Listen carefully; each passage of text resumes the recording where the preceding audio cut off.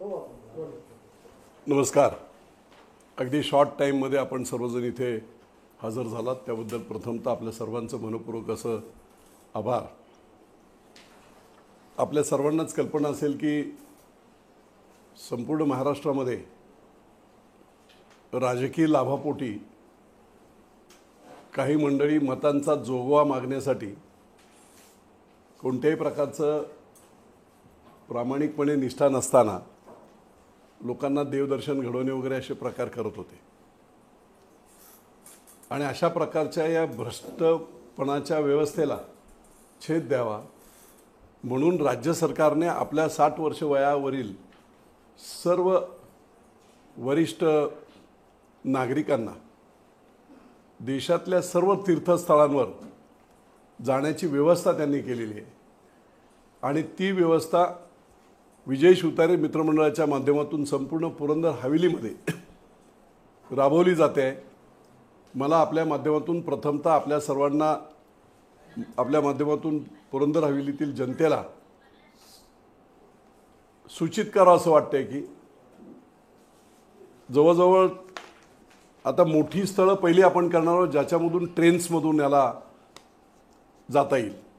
काशी विश्वेश्वर, त्याच्यानंतर अयोध्या आणि त्याच्यानंतर अगदी लोकांचा जिव्हाळ्याचं तीर्थस्थान असणारं उज्जैनचं महाकाल मंदिर, या तिन्ही ठिकाणी डायरेक्ट कनेक्टिव्हिटी रेल्वेची आहे. आणि त्यामुळे एकत्रितपणे प्रत्येक गावातील जे ज्या लोक इच्छुक असतील अशा सर्व सिनियर लोकांना सरकारी माध्यमातून आणि काही विजय शिवतारे मित्रमंडळाच्या माध्यमातून आवश्यक आणखी काही सेवा या त्याच्यामधून दिल्या जाणार आहेत. आणि म्हणून आजचा हा दिवस आपण सर्वांनीच पाहिला असेल की अनेक लोक निव्वळ लोकांना भावनिक करून तीर्थयात्रेच्या नावाखाली मतांचे जोगवे आणि त्या ठिकाणी जाऊन शपथा घेणे अशा प्रकारचं काम करतो. लोकांना ते पटत नव्हतं, परंतु काही मंडळी खरोखरची गरीब मंडळी ती त्याच्यामध्ये समाविष्ट होत होती. आज हे सर्व झाल्यामुळे अशा प्रकारच्या लोकशाहीमध्ये ज्या चुकीच्या पद्धती अवलंबल्या जात आहेत त्याला छेद दिला गेलेला आहे. याच्या बरोबरीने काल मी आमच्या लाडक्या बहिणींना पुरंदरमध्ये जवळजवळ 68,000 लाडक्या बहिणी झालेली आहेत.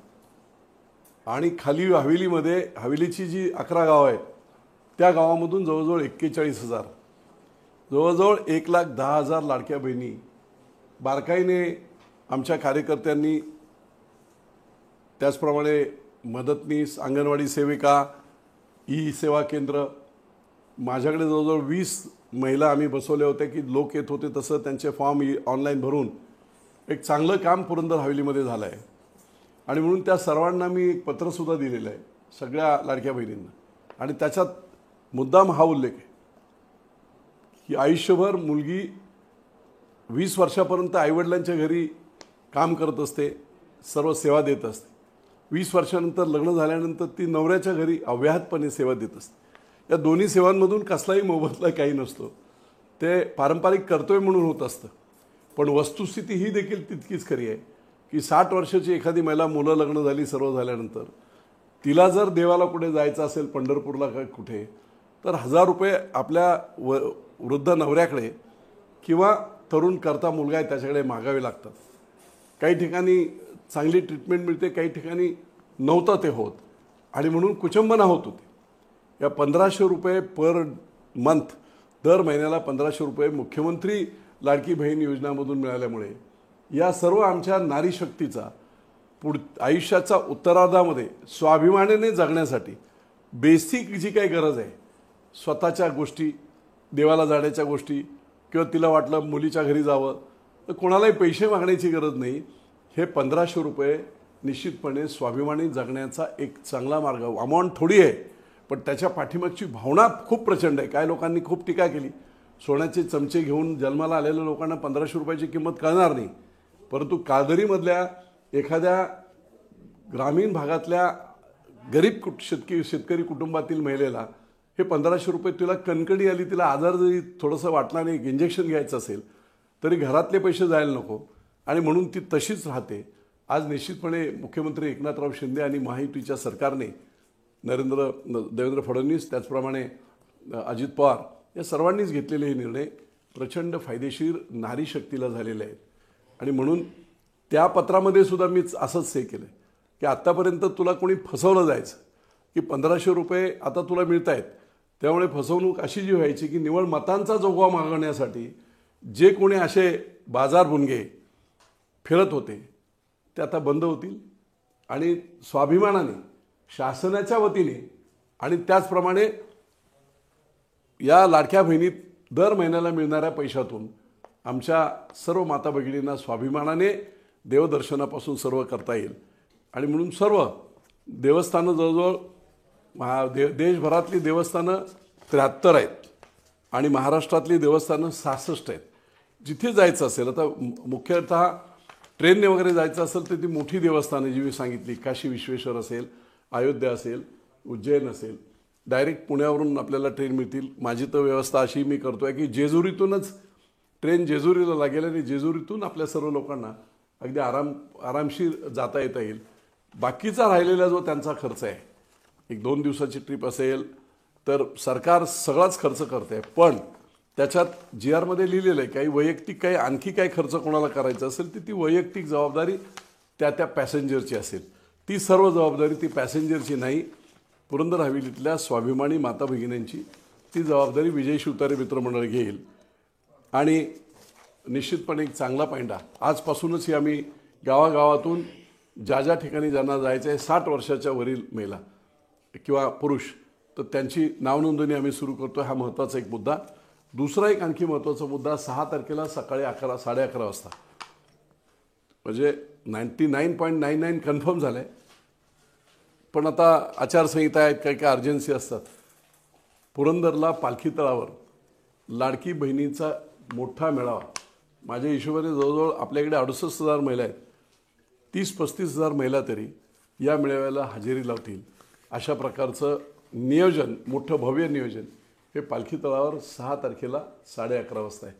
आपल्या माध्यमातून सर्वच पुरंदर हवेलीतील जनतेला मी सांगू इच्छितो की त्यांनी हे जे काय एकनाथराव शिंदे अगदी संवेदनशील मुख्यमंत्री की रिक्षा चालवणारे ग्रामीण शेतकऱ्याचा मुलगा आज मुख्यमंत्री झाला आहे आणि तो दिवस रात्र काम करतोय, पहाटे 5पर्यंत काम, सकाळी 8पासून काम आणि अशा वेगवेगळ्या योजना जे करतायत त्याचे निश्चितपर्यंत त्यांचं कौतुक करण्यासाठी आणि त्यांना शाबासकी देण्यासाठी सर्व माता भगिनींनी आमच्या मुख्यमंत्री लाडकी बहीणच्या लाभार्थी सर्वांनी इथपर्यंत यावं. ती सगळी व्यवस्था विजय शिवतारे मित्रमंडळ आपल्याला आणण्यासाठीची वगैरे करते.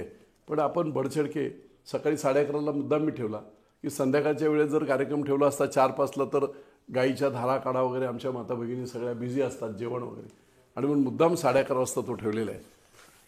कोतवालांचं मानधन वाढवलेलं आहे. त्याचप्रमाणे गेल्या काही दिवसापूर्वी आशा वर्कर्स आणि त्याचबरोबर अंगणवाडी सेविका यांच्या देखील मानधनामध्ये वाढ झालेली आहे आणि म्हणून त्यांचे देखील एक कौतुक करण्यासाठी आणि ज्या महिलांनी मुख्यमंत्री लाडकी बहीण योजनेचे फॉर्म गावागावात भरून दिवसरात्र काम केलं अशा जास्तीत जास्त फॉर्म भरणाऱ्या मदतनीस आणि अंगणवाडी सेविका ज्या आहेत त्यांचा देखील सत्कार, त्या सगळ्यांचाच सत्कार करणार होतो आम्ही.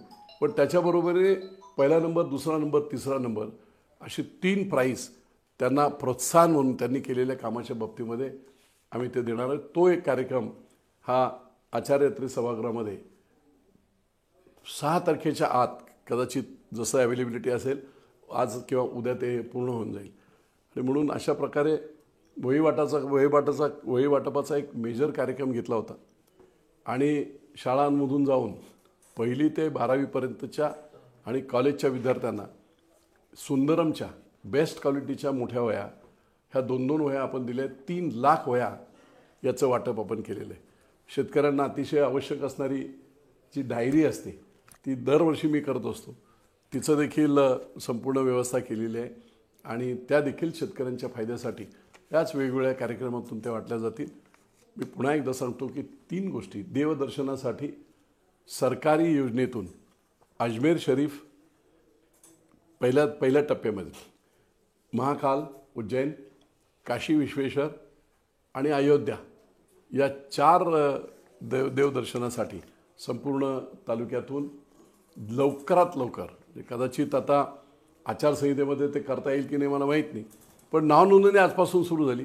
आचारसंहिता जशी संपेल तसं या देवदर्शनाच्या खूप सरकारचं मनपूर्वक कौतुक, सरकारचं आणि दोन्ही उपमुख्यमंत्री आणि मुख्यमंत्र्यांचं कौतुक की इतक्या बारकाईने श्रावणबाळ आज सरकारच झालं आहे. याच्या अगोदर ट्रिप घेऊन जाणारे श्रावणबाळ होते नव्हते पण बोलायचे, पण आज खऱ्या अर्थाने श्रावणबाळ हे सरकार झालं आहे. आणि म्हणून निश्चितपणे या योजनेची प्रभावी अंमलबजावणी, अनेक योजना आज आम्ही हे करतो आहे. वयश्री योजना 65 वर्षावरील आमच्या सर्व वरिष्ठ मंडळींना 3,000 रुपये वर्षाला मिळत आहेत, त्याची अंमलबजावणी चालू आहे. आमच्या वॉर रूममधून ते देखील चालू आहे. त्याच्यानंतर तरुणांना रोजगार स्टायपेंड देण्याची जी योजना त्यांनी केली आहे त्याच्यामध्ये 6,000 रुपये 12वी, 8,000 रुपये डिप्लोमा आणि 10,000 रुपये डिग्री होल्डर या देखील योजनेमधून अनेक कंपन्यांमधून वगैरे आपल्याला चांगला सपोर्ट मिळतो आहे.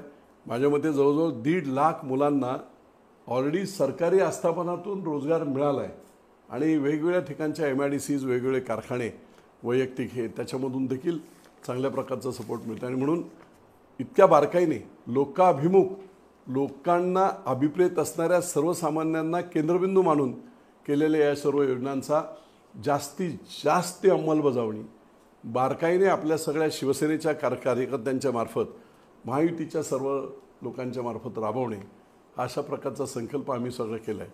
आणि म्हणून 6 तारखेची लाडकी बहीण योजनेचा कार्यक्रम, त्याचबरोबर देवदर्शनाच्या ट्रेन्सचा कार्यक्रम आणि त्याचबरोबर आशा वर्कर्स, अंगणवाडी सेविका ज्यांनी चांगलं काम केलं त्यांचे सत्कार, तिथेही 3 सत्कार आम्ही करणार आहोत.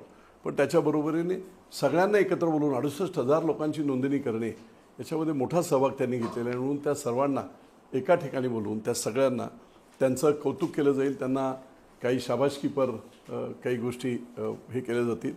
जेवढ्या सेविका आहेत त्यांना मान सन्मान म्हणून त्यांना साडीचोळी दिली जाईल की त्यांनी ते काम केलेलं आहे. म्हणजे टोटल 1 लाख धरले आणि 1,500 रुपये धरले तर यू कॅन जस्ट इमॅजिन शेकडो कोटींचं काम गोरगरिबांच्या अकाउंटमधून येतं आहे.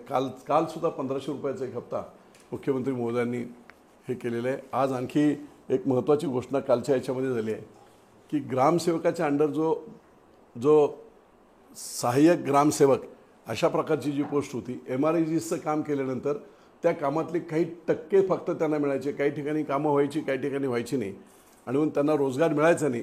परंतु शिकलेली मुलं अशी अडकत असायची आणि म्हणून त्यांचा सर्वांचा विचार करून ग्रामसेवक सहाय्यक जे होते त्यांना फिक्स्ड 8,000 रुपये मानधन महिन्याला हे मुख्यमंत्री महोदयांनी केले की ज्याच्या माध्यमातून गावातली कामं होतील आणि 8,000 रुपये फिक्स मिळाल्यानंतर त्या मुलाला निश्चितपणे त्याच्या स्वतःच्या संसाराला देखील चांगल्या प्रकारचा हातभार लागेल.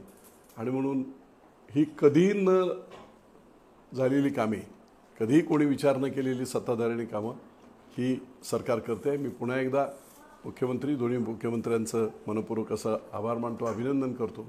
आणि या कार्यक्रमाला, लाडकी बहीण कार्यक्रमाला बढचढके सर्वांनी यावं. त्याचप्रमाणे देवदर्शनाला रेकॉर्ड आपण करू. जेवढी आमची वरिष्ठ माणसं आहेत, एकही माणूस सोडणार नाही मी. काशीला जावं हे हिंदू धर्मामध्ये खूप महत्त्वाचं आहे. कुठचाही इलेक्शन झाल्यावर करतोय मी, आता मी इलेक्शनच्या अगोदर करत नाही आहे. इलेक्शनच्या अगोदर काही स्वार्थी हेतू ठेवून काम केलं. पण ही आता अव्याहत प्रोसेस, जोपर्यंत स्कीम चालू आहे तोपर्यंत अव्याहत प्रोसेस सुरू होईल. आणि पुरंदर हवेलीमधील प्रत्येक वयोवृद्धाला या 3ही ठिकाणी जाण्याची संधी देणे, हे अशा प्रकारची योजना झाली. ती योजना काटेकोरपणे, मनपूर्वक, त्याच्यात स्वतःचं आणखी काही जे काही लोकांना मदती करता येईल ते करत ती योजना देखील आम्ही करणार आहोत. त्या 3ही गोष्टींसाठीच ही पत्रकार परिषद होती. जय हिंद, जय महाराष्ट्र. कोणाला काही प्रश्न विचारायचे असतील तर विचार. CM DCM येणार हो, मुख्यमंत्री उपमुख्यमंत्री दोन्ही. पुरंदरच्या जागेवर तुम्ही लढवणार चर्चा इच्छुक आहात, पण महायुतीतीलच इतर पक्षांनी सुद्धा दावा केलाय पुरंदरच्या. नाही, दावा करायचा अधिकार सर्वांना आहे. मी परत सांगतोय, 40-40 वर्ष जे लोक काम करतायत आपापल्या पक्षामध्ये, जेव्हा इलेक्शन येते त्यांनाही वाटते ना की मला संधी मिळावी. अर्थात एक तिकीट असते, चौघांना संधी मिळत नाही, पण दावा करणे हा त्यांचा अधिकार आहे, त्याच्याबद्दल अजिबात गैर नाही.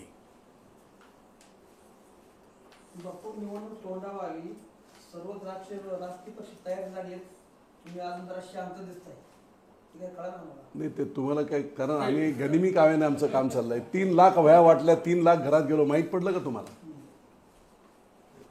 माहीत पडलं का तुम्हाला? 3 लाख घरात पोचले.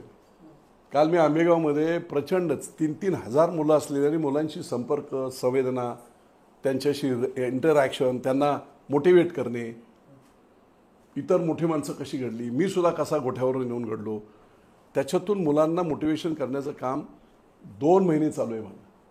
आणि सौसुनारकी एक लोहारकी असते. बाकीचे लोक पोस्टर लावत आहेत, मी पोस्टर लावत नाही आहे. पोस्टर लावून प्रचार होत नसतो. बरेच लोक, मी जी कामं केली ती बाकी. तुम्ही बोलताय मी शांत आहे. सासवडला पाणी पुरवठ्यासाठी जेजुरीला 78 कोटी कोणी दिले? महामुनी साहेब. 2400 एकर जमीन मावडी कपाच्या शेतकऱ्यांची 30 वर्ष सगळ्या नेत्यांकडे पाय घासून झाले सगळे. मुख्यमंत्री महोदयांनी आणि उदय सामंतांनी, मंत्री महोदयांनी एका झटक्यामध्ये एका शेतकऱ्याचा चाही न घेता 2400 एकर जमीन सोडवली. 8.5 कोटीचं काम सासवडमध्ये रोडचं होत आहे महामुनी साहेब. 6.5 कोटीचं काम जेजुरीमध्ये होत आहे. खाली नगरपालिका मी केली नवीन, अत्यंत अवघड असं काम पुण्यातून बाजूला घेऊन नगरपालिका मी इस्टॅब्लिश केली, पूर्ण झाली. सगळ्या प्रक्रिया पूर्ण झाल्या. प्रशासक नेमला, आता सीओ येईल. पूर्ण हस्तांतरण करण्यासाठीची कमिटीचा GR निघाला. विभागीय आयुक्त, जिल्हाधिकारी, पुणे मनपा अधिकारी आणि प्रशासक अशी एकत्रित कमिटी सरकारने स्थापन केली. GR निघाले. खाली 100 कोटीची पाण्याची लाईन आहे, 118 कोटीची, त्याच्यामध्ये राहिलेले मिसिंग लिंक आहेत, त्या पूर्ण करण्यासाठी 100 कोटी मुख्यमंत्र्यांनी नगरोत्थान योजनेमधून दिले. त्याचा DP पास होऊन शासनाला गेला. आता तुम्हाला इथे मी शांत म्हणजे हे कामं दिसत नाहीत. हा जसे गुंजवणीची जी लाईन होती ती महाभ्रष्टाचार केला होता LNTने आणि विद्यमान आमदारांनी. वरून जाणारी गुंजवणीची लाईन पूर्ण परिंचे, वाल्हे, हरणी, राख ही लाईन त्यांनी शॉर्ट केली आणि ती मांडकी आणि जेवरमधून याला घेऊन गेले. कुठे? नेरे आपला राखेला. 47 किलोमीटरला 50 किलोमीटर लाईन कमी झाली. 50 किलोमीटर म्हणजे 400 कोटीची बचत झाली. ही कोणी खाल्ले? आणि ही लाईन का बदलली? ती आता वरून लाईन आम्ही घेतोय. वरून लाईन एवढ्यासाठी आहे, माझ्या मूळ टेंडरमध्ये सुद्धा ही लाईन वरून होती, एवढ्यासाठी की जेव्हा जेव्हा कधी दुष्काळ असेल त्या वेळेस वरून 6 फुटाची लाईन असेल ती उघडी केली. वॉल उघडला तर वरून उंचावरून पाणी पूर्ण वीर धरणापर्यंत संपूर्ण सगळ्या नदी नाले ओढे सगळे भरता येतील. ती लाईन तुम्ही खालून EPC कॉन्ट्रॅक्ट आहे, जी काय बचत होती ती कंपनीला मिळते. आत्ता तुम्ही नाटकं करता की बाबा वरून झाली, वरूनच होती, ती बदलली कोणी? 20 जुलै 2020ला विद्यमान आमदार असताना ती बदलली गेली. 400 कोटीचा फ्रॉड होता तो. काही अधिकारी आणि या सगळ्या राजकीय लोकांनी मिळून LNTने केलेलं चुकीचं काम होतं. मग LNT बोलत होती की बाबा वर पाणी जाईल, धरण उंचावर आहे. होय, लपतळवाडीतून जाणारी लाईन जर वाल्ह्याला पाणी काढलं 8 इंचाचं पाणी जाईल, पण लपतळवाडी ते वाल्हे या उंच अशी जाणाऱ्या लाईनमध्ये जर कोणी भोकं पाडली, पंक्चर केले, तर वर पाणी जाणारच नाही आहे. वरून पाणी जायचं हा मूळ टेंडरमध्ये असणारा जो विषय होता, ती बदलली का याचं उत्तर पुरंदरच्या जनतेला विद्यमान आमदारांनी द्यावं. 20 जुलै 2020ला तुम्ही आमदार असताना ही लाईन का बदलली गेली? आत्ता तुम्ही ओरडतायत. मी शेतकऱ्यांना आभार मानतो त्यांचं की माझंही लक्ष नव्हतं, कारण मी आजारी होतो 2-2.5 वर्ष. शेतकऱ्यांनी अडवली. ही जर लाईन अशी झाली तर या योजना फक्त कॉन्ट्रॅक्टरसाठी झाली असं होईल, लोकांसाठी होणार नाही. परिंच्याच्या सगळ्या 12 वाड्या, त्याच्यानंतर तुमच्या राख वाल्याच्या सर्व 12 वाड्या, ह्या सगळ्या आता घेतल्या गेल्या. सगळ्यांना इक्वल पाणी दिलं गेले. त्या काळामध्ये बदमाशी झाली होती. परिंच्यासारख्या गावामध्ये 25 हेक्टर पाणी दाखवलं होतं. आज सगळ्या 16 गावांमध्ये इक्वल पाणी आहे. सगळ्या 16 गावांचं जेवढं GC आहे, क्रॉस इरिगेटेड एरिया, ते सगळं घेतलं आहे प्रत्येक गावचं. आणि त्याच्यामधून 60% पाणी 2 TMC पाणी असल्यामुळे उपलब्ध होत आहे. 60% सर्वांना समान पाणी, ग्रॅव्हिटी लाईन अशा पद्धतीची जी मूळ योजना माझी होती तिच्यात बदल केला होता. तो बदल रद्द करून मुख्यमंत्री महोदयांनी सांगितलं आणखी 50-100 कोटी लागले हरकत नाही, पण ही पाण्याची योजना पुढच्या 4-5 पिढ्यांसाठी योग्य आहे, महत्त्वाची आहे. 24 जुलैला ती मीटिंग झाली मुंबईमध्ये. सर्व शेतकरी सुद्धा होते, मुख्यमंत्री होते, सगळे वरिष्ठ अधिकारी होते. आणि म्हणून आज जवळजवळ 1900 कोटीवरती जाते. सुधारित प्रशासकीय मान्यता घेण्याचं ठरलं होतं, ती कदाचित होईल, परंतु निश्चितपणे उद्या शेतकऱ्यांनी व्यवस्थित निर्णय घेतला. 3 वर्षात ही लाईन पूर्ण करायची होती. 2 वर्ष पाणी द्यायचं होतं. 2 वर्ष पाणी न दिल्यामुळे 5000 कोटीचं शेतकऱ्यांचं नुकसान झालं आहे. प्रत्येकी ₹1,00,000 फक्त इरिगेशनचं ₹1,00,000 1 एकरला ज्वारी बाजरी केल्याने पाणी असलं तर गहू केला तरी ₹1,00,000 मिळतं. 1,00,000 नुकसान झालं आहे. एक घोडचूक 3 वर्षात लाईन कंप्लीट करून 2 वर्षात पाणी फिरलं असतं संपूर्ण पुरंदरमध्ये. चारा वाटपाची गरज नव्हती. काही लोक बोलतात आम्ही चारा वाटप केला. अरे तुमच्या नालायकपणामुळे, चुकीचा माणूस निवडून दिल्यामुळे त्याला जबाबदार सगळेच आहेत. ते तुम्हाला पाणी टँकरची गरज लागली नसती, पाणी आलं असतं तर तुम्हाला चाऱ्याची गरज लागली नसती. 5000 कोटीचं शेतकऱ्यांचं नुकसान झालं आहे.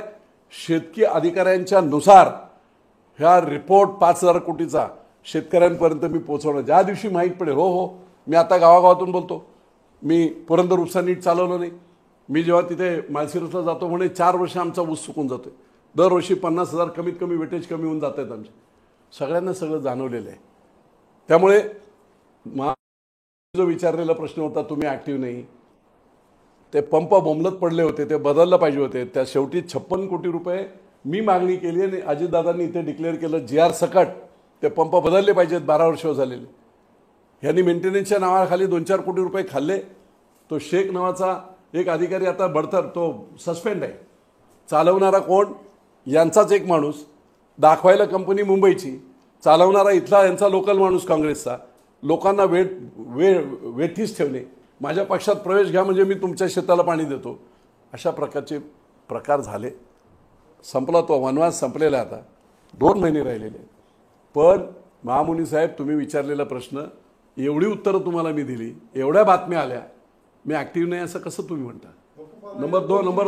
नंबर दोन एका बाजूला मी शेकडो कोटी आणतोय आणि दुसऱ्या बाजूला विद्यमान आमदार कलेक्टर ऑफिसला जाऊन असं म्हणतोय आम्हाला ₹1 मिळत नाही म्हणून तिथे हे करतोय. हा फरक जाणून घ्या पत्रकार मंडळींनो. मी आमदार नाही, मंत्री नाही, खासदार नाही, तरी शेकडो कोटी आणू शकतो आणि विद्यमान मला पैसे देत नाहीत म्हणून तिकडे जाऊन तमाशा करत असतो. याच्यावरून मी सांगण्याची गरज नाही कोणाची कॅपॅसिटी किती आहे, कोणाचे आवक आणि धमक किती आहे, ती त्याच्यावरून दिसते. आणि म्हणून पत्रकार मंडळीनो, इतके आज बारीक सारीक गोष्टीमध्ये आहे. त्यामुळे तुम्ही कोणी काही लोक 1-2 लोक आहेत पगारी ठेवले, तेच पोस्ट सोडत असतात. कुलाल आमचा, हा आमचा, तो आमचा, अशा गोष्टी घडत आहेत. मला कळत नाही. लोकांची सेवा केली पाहिजे, लोकांसाठी झटलं पाहिजे, तर त्याच्यातून होतं. मी अजूनही काही 5 गोष्टी मोठ्या आहेत, लकीली त्या फाईल्स पोचाव्यात आणि विधानसभेची आचारसंहिता आज लागण्याच्या आत त्या क्लिअर आहेत अशी मी करतो. तुमच्या कोणाच्या ध्यानीमनी नाही अशा 5 मोठ्या गोष्टी पुरंदर तालुक्यामध्ये विजय शिवतारे आणतो आहे,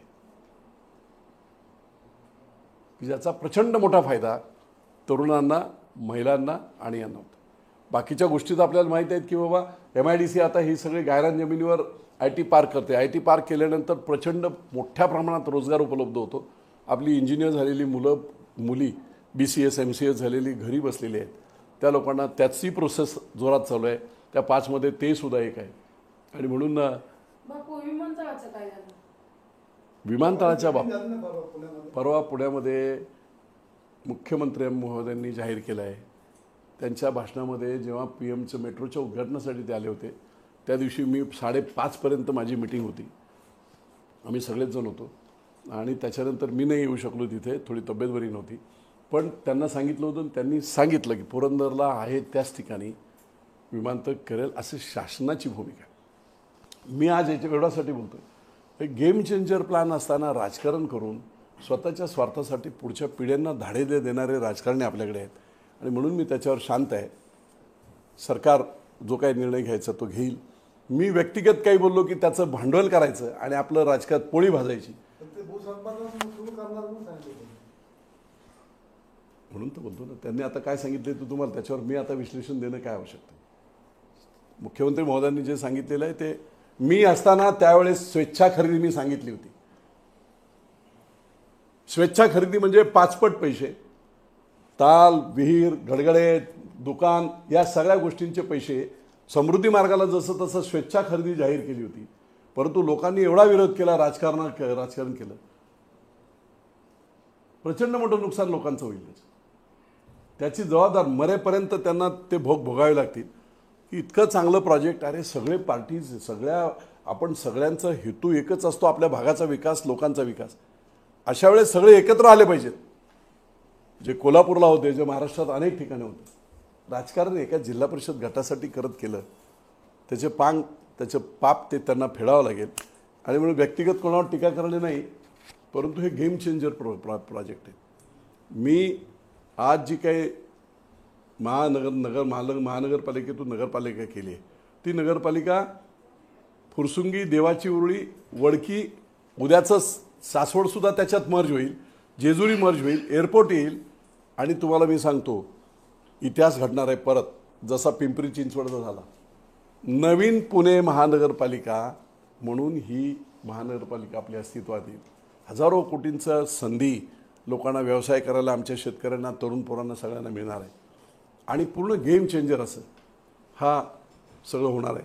जशी महानगरपालिका जेव्हा नगरपालिका केली पिंपरी चिंचवड, त्यावेळेस खासदार आमचे मगर त्यांच्यावर खूप टीका केली होती. पण 1982 साली झालेली ती नगरपालिका 86ला महानगरपालिका करावी लागली आणि आज एशिया खंडातली सगळ्यात श्रीमंत महानगरपालिका आहे. सेम वातावरण इथे आहे. तिथे तर विमानतळ नव्हतं, इथे इंटरनॅशनल विमानतळ एवढी मोठी, जशी पिंपरी चिंचवडला इंडस्ट्री आहे तशी मोठी इंडस्ट्री जेजुरी MIDC आहे. पाणी उपलब्ध आहे प्रचंड. 50 TMCचं क्लस्टर आहे, त्याच्यातलं 10% पाणी इंडस्ट्रीसाठी, म्हणजे जवळजवळ 5 TMC पाणी, अजून अर्धा TMC पाणी यूज नाही झालं. त्यामुळे महाराष्ट्रातली सगळ्यात बेस्ट उद्योगाला जागा आज कुठची असेल, जिथे सगळ्या फॅसिलिटी आहेत. रेल कनेक्टिव्हिटी, रोड कनेक्टिव्हिटी, रेलला आपला धक्का आहे रेल्वेचा, रोड कनेक्टिव्हिटी, पालखी मार्ग आहे, एअर कनेक्टिव्हिटी, विमानतळ येऊ घातलेलं आहे, आणि पाणी. या 4 गोष्टी जिथे असतात तिथे इंडस्ट्री फोपावते. आणि म्हणून मला खात्री आहे की जेजुरीचा पुढचा जो टप्पा आहे MIDCचा, विमानतळाने हे सगळं झाल्यानंतर ही नवीन महानगरपालिका, पुणे नवीन महानगरपालिका, अशा प्रकारचं एक बगळा म्हणून जन्म घेतला तरी त्याचा राजहंस होणार आहे, हे विजन माझं आहे. आणि म्हणून जशी तीच हिस्ट्री रिपीट्स असं म्हटलं जातं. पिंपरी चिंचवडच्या बाबतीत जो इतिहास झाला तसाच इतिहास या नगरपालिकेचा पुढे महानगरपालिकेत होईल, हे माझं विजन आहे. आणि म्हणून वेगवेगळ्या प्रकारची प्रकल्प, आता मी मुद्दाम ते सांगत नाही की जेव्हा ते माझ्या हातात पेपर्स येतील त्यावेळेस तुम्हाला ती सगळ्या प्रोसेसमध्ये आहे.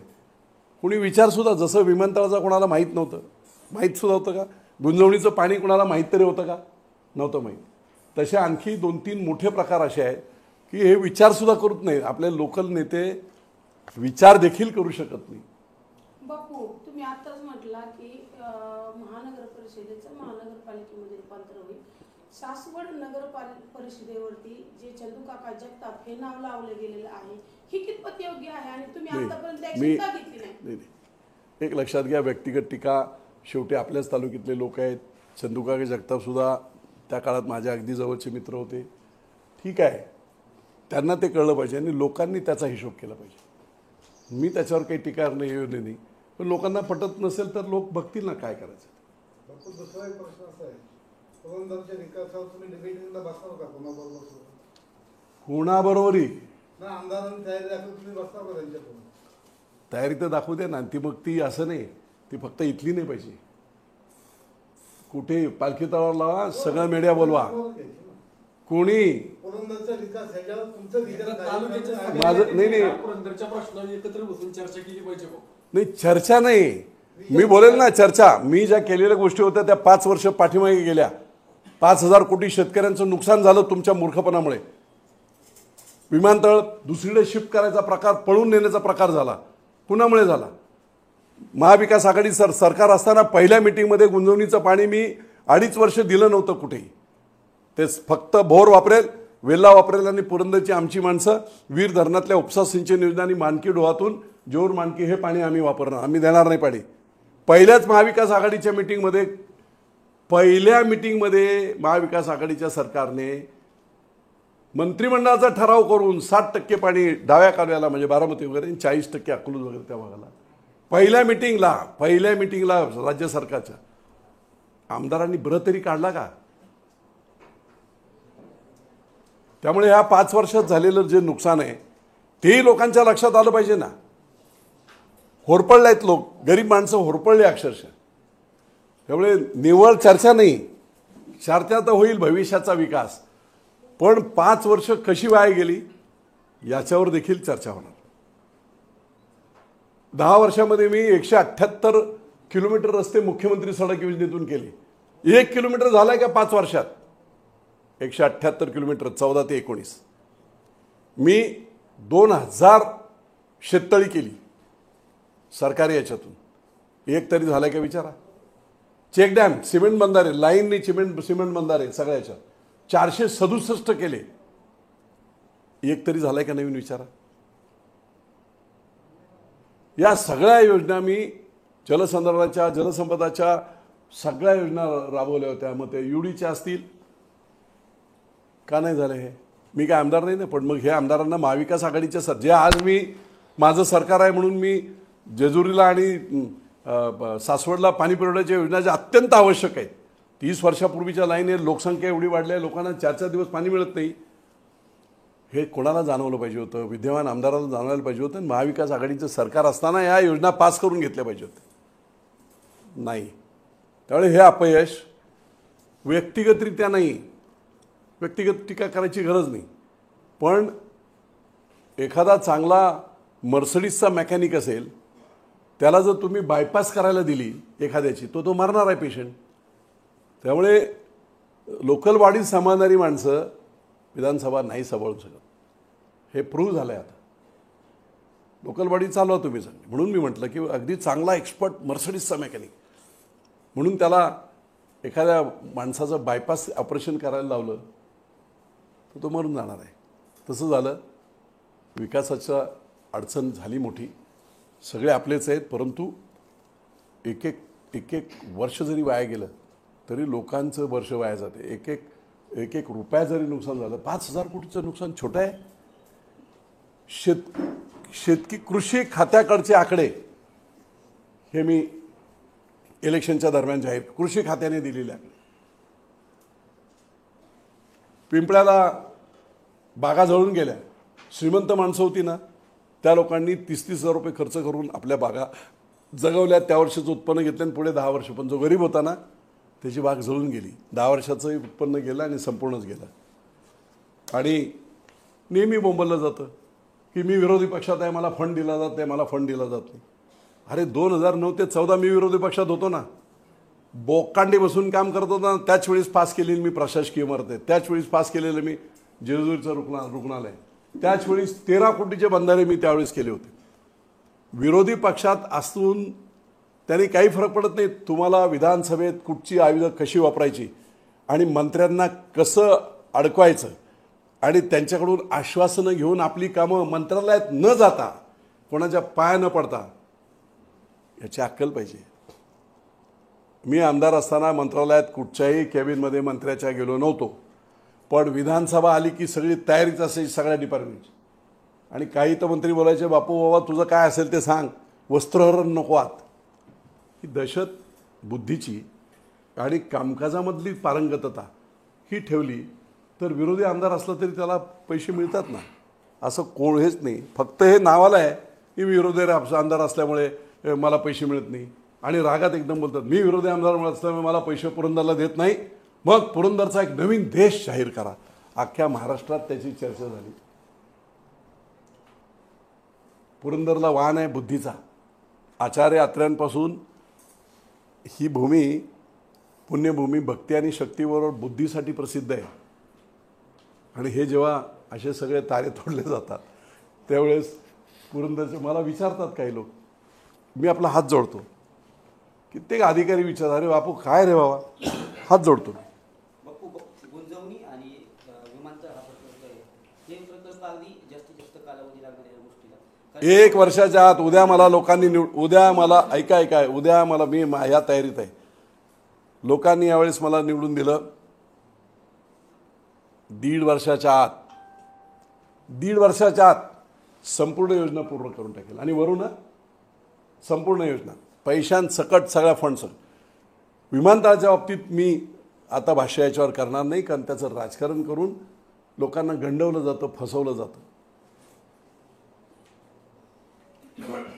हे 2 मोठे कालावधी लागणारे प्रकल्प आहेत, परंतु कुठचा कालावधी? 1.5 वर्ष काय मोठा कालावधी नाही आहे. ते झालं आता 7-8 वर्ष गेली ह्या गोष्ट, परंतु जे 7-8 वर्ष नाही झाली हो. एक मिनिट 2099 ते 2014 काँग्रेस राष्ट्रवादीचं सरकार होतं. एक वीट देखील गुंजवणीच्या धरणावर लागली नव्हती. 2014ला मी मंत्री झाल्यानंतर 2.5 वर्षात ते धरण पूर्ण केलं.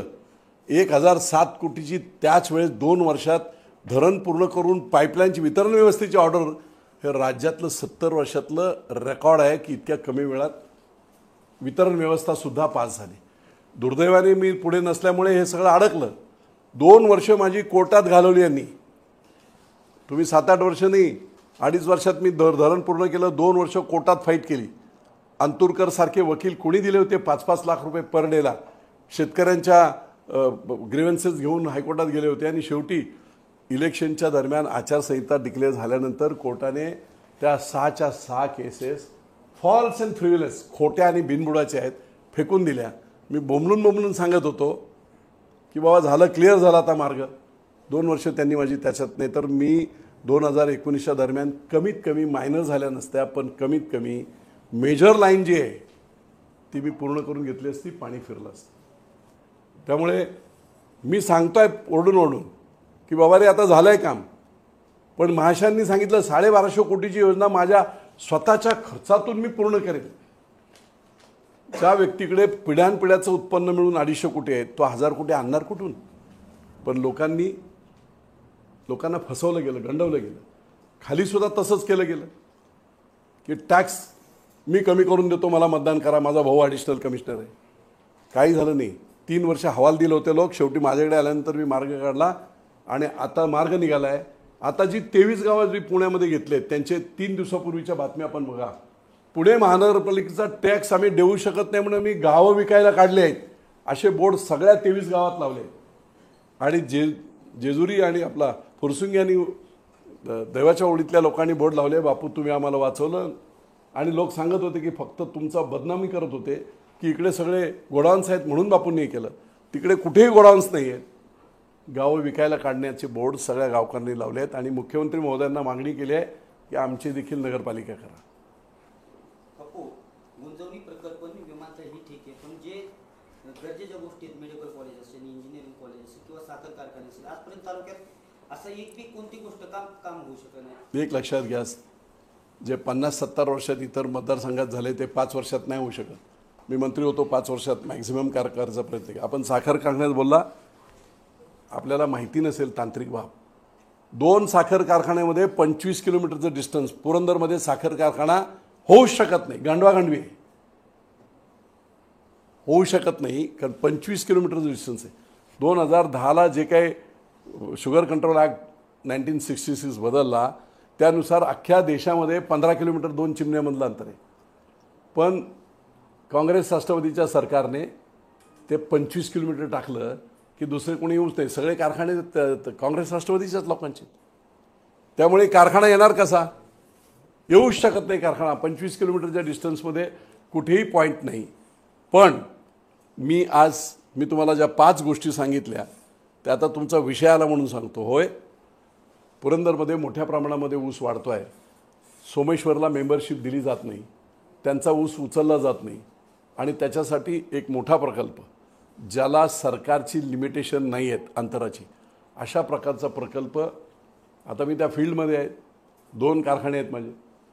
त्यामुळे तसा इथे चांगला प्रकल्प जेणेकरून पुरंदरच्या शेतकऱ्यांना स्वाभिमानाने कुठेही दुसऱ्या कारखान्याकडे जावं लागणार नाही, चांगल्यात चांगले रेट मिळतील अशा पद्धतीचा साखर कारखाना नाही आहे, पण हे सगळं क्रशिंग होऊ शकते आणि त्याच्यातून वेगवेगळे प्रॉडक्ट होतील अशा प्रकारचा प्रोजेक्ट हा मी ऑलरेडी पाईपलाईनमध्ये आहे. जे 5 गोष्टी मी तुम्हाला सांगत होतो ना, त्यातली एक गोष्ट आता विषय निघाला म्हणून तुम्हाला सांगून टाकली.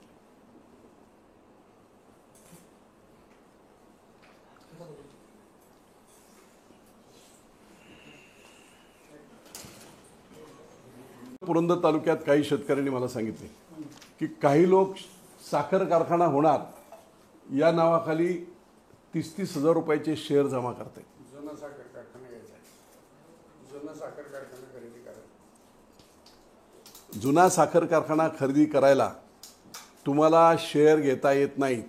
प्रायव्हेट कारखाना असेल तर तुम्ही जास्तीत जास्त 200 शेअर घेऊ शकता. 200 म्हणजे किती? 200 गुणिले 30,000. जर तुम्ही बाहेरचे तुम्ही आता कितीतरी केसेस झाल्यात लोकमंगलपासून सगळ्या, प्रायव्हेट कारखाना जर करायचा असेल तर त्या कारखान्याला वर्षाला 200 मेंबर याच्यावर घेता येत नाही. कोऑपरेटिव्ह असेल तर तुम्ही 25,000 लोकांकडून घ्या 30,000. पण प्रायव्हेट कारखाना घेण्यासाठी काही लोकांकडून 30,000 रुपये असे जर घेतले गेले आणि लोकांची फसवणूक झाली तर त्याच्यावर निश्चितपणे कोर्टात शेतकऱ्यांच्या वतीने विजय शिवतारे या फसवणुकीच्या विरुद्ध जाईल हे देखील मी जाहीर करतो. त्यामुळे वैयक्तिक कारखाना घेताना लोकांचे पैसे तुम्हाला घ्यायचा स्वतःच्या पैशाने घ्या ना, पण लोकांचे शेअर जमा करून खाजगी कारखाना घेऊन मूर्ख बनवण्याचं काम जर केलं तर त्याच्या विरोधात प्रचंड आवाज उठवला जाईल. क्रिमिनल केसेस होतील. मोठे मोठे गुट्टेपासून सगळे कारखान्यांचे जेवढे लोकांनी असे 30-30 हजार लोकांचे जे पैसे घेतले होते ते परत करावे लागले व्याजासकट. त्यामुळे इथे जर लोकांना तशी फसवणूक केली गेली तर त्याच्या विरुद्ध विजय शिवतारे आवाज नक्की उठवेल शेतकऱ्यांचं. कारण पहिल्या एकदा शेअर जमा झालेले झालेत ना, शेअरही गेले आणि कारखाना गेला आणि सगळंच गेलंय. त्यामुळे हे दुसरी प्रकार व्हायला नको. हे तर त्याच्या पुढचे आहे ते, कारण ह्यांनी खाल्ले तर निवडणूक खर्च ह्यांनी जर असं काय केलं तर त्यांना बोलायची तुमची कोणाची डेअरिंग होणार नाही. पण ते मी होऊ देणार नाही. मला सर्व कल्पना आहे. खाजगी कारखाना करायचा असेल तर स्वतःच्या दमावर केला पाहिजे, इतरांच्या शेतकऱ्यांच्या शेअर कॅपिटलवर नाही. त्यामुळे पुरंदरमधील सर्व शेतकऱ्यांनी सावध राहावं. कुणी 30-30 हजार रुपये शेअर ते काय आहे ते बघा. अजिबात करायची गरज नाही. शेतकऱ्यांच्या हितासाठी इलेक्शन संपल्याबरोबर तो प्रोजेक्ट मी जमीन घेणं वगैरे सगळं चालू आहे. तो प्रोजेक्ट शेतकऱ्यांच्या हितासाठी, तो प्रॉफिटसाठी नाही, शेतकऱ्यांच्या हितासाठी. ऊसाचं उत्पादन जे वाढलं आहे, उद्या गुंजवणीचं पाणी फिरेल 1-1.5 वर्षात. मी आमदार झालो 1.5 वर्षात पाणी आणणार, तर त्याच्यामध्ये नंतरसुद्धा ऊस खूप वाढेल.